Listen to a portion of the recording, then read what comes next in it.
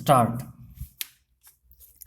प्राकृतिक आपदाओं की संख्या की दृष्टि से भारत अत्यधिक प्रभावित राष्ट्रों में आता है और राष्ट्र के भिन्न भिन्न क्षेत्रों में गत 30 वर्षों में लगभग 40 प्राकृतिक आपदाओं का प्रकोप रहा है।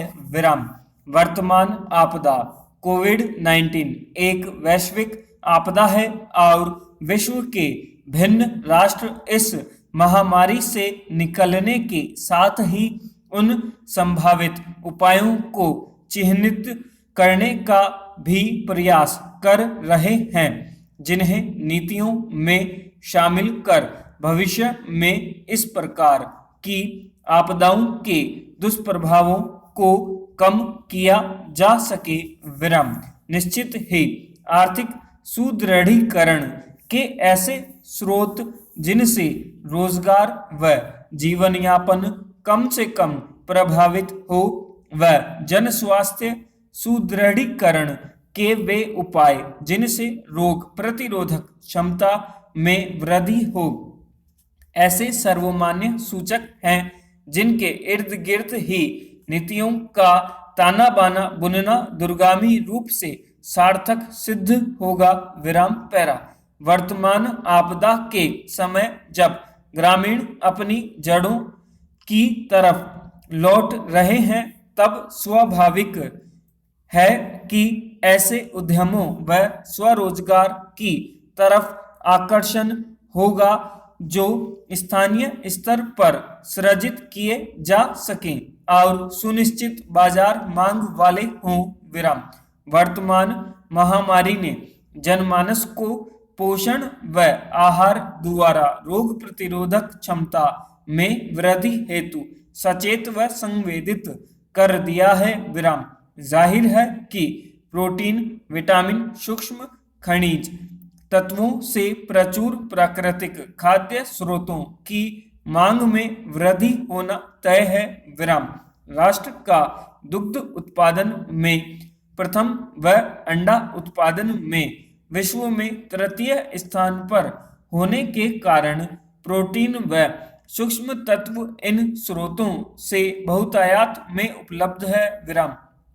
हाल ही में जारी आहार व पोषण सुरक्षा रिपोर्ट में दर्शाया गया है कि ग्रामीण व शहरी क्षेत्रों में ऊर्जा व प्रोटीन प्राप्ति के स्रोत के रूप में पोषण के लिए अनाज व समान कृषि उत्पादों की तुलना में पिछले 35 वर्षों में दूध व उत्पादों पर व्यय में अत्यधिक वृद्धि हुई है। वर्तमान में देशी गोवंश, बकरी व ऊंट के दूध की समाज में मांग बढ़ रही है। वैज्ञानिकों द्वारा भिन्न प्रजाति के दूध में विद्यमान जैव सक्रिय तत्वों का मानव स्वास्थ्य एवं रोग प्रतिरोधक क्षमता पर सार्थक प्रभाव देखा गया है। बकरी का दूध एलर्जी, अपच व अन्य रोगों में उपयोगी सिद्ध हो रहा है, तो मधुमेह में ऊँटनी के दूध की उपयोगिता की वैज्ञानिकों ने पुष्टि की है। संभव है कि भविष्य में दूध को आवश्यकतानुसार डिजाइन किया जा सकेगा। आवश्यकता है कि अनुसंधानों से प्राप्त परिणामों का उचित प्रमाणीकरण कर उन्हें व्यावसायिक मॉडल में ढालकर प्रोत्साहन दिया जाए। विकास नीति में ऐसे प्रावधान किए जाने चाहिए ताकि ग्रामीण युवा इन नवाचारों की तरफ आकर्षित होकर उद्यमिता के नए मॉडल विकसित कर सकें और राज्य की बहुमूल्य संपदा का देशहित में पूर्ण दोहन किया जा सके। युवाओं का बकरी पालन, मुर्गी पालन, खरगोश पालन, मत्स्य पालन आदि की तरफ रुझान बढ़ा है। यदि किसानों को इन विधाओं में वैज्ञानिक पद्धति से प्रशिक्षण मिले तो उत्पादन बढ़ने की अपार संभावनाएं हैं। मूल्य संवर्धन के लिए स्थानीय स्तर पर प्रसंस्करण सुविधाएं मुहैया हो तो किसानों को अपने उत्पादों का उचित मूल्य भी मिल सकेगा और स्वरोजगार के नए क्षेत्र भी विकसित होंगे। विराम।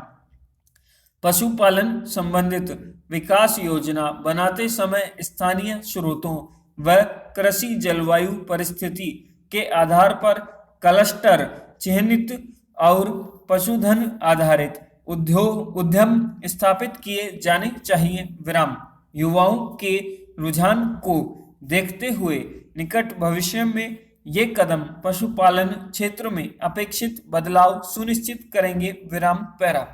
महामारी के मौजूदा दौर को देखते हुए बहुत ही सामयिक है कि ग्रामीण युवा वापस अपनी जड़ों की तरफ लौटने लगे हैं। विराम। आवश्यकता है कि ग्राम स्वरोजगार की संभावनाओं को तलाश कर उन्हें मजबूत स्तंभ प्रदान किया जाए और महात्मा गांधी के ग्राम स्वराज के स्वप्न को पूरा करने की तरफ सशक्त कदम बढ़ाया जाए। समाप्त।